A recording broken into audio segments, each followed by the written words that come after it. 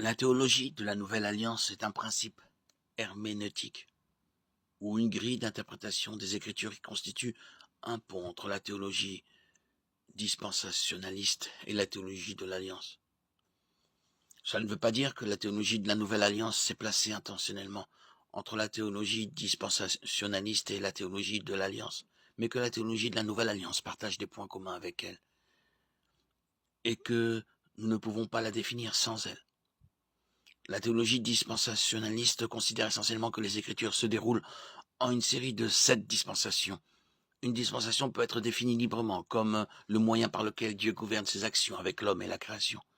Par conséquent, la gouvernance de Dieu était différente pour Adam et pour Abraham. La théologie de la dispensation considère la révélation comme progressive, c'est-à-dire qu'à chaque dispensation, Dieu révèle de plus en plus son plan divin de rédemption. Cependant, si l'Écriture est une révélation progressive, chaque dispensation successive représente une nouvelle façon pour Dieu de traiter avec sa création.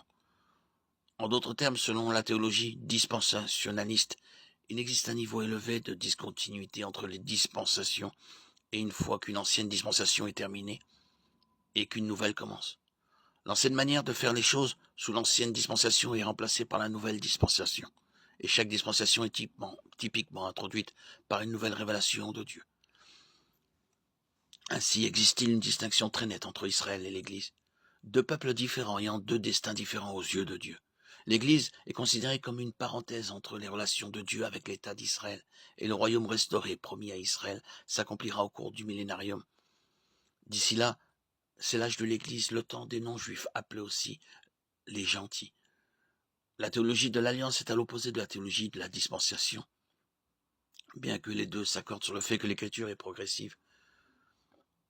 La théologie de l'Alliance voit deux alliances théologiques dans l'Écriture.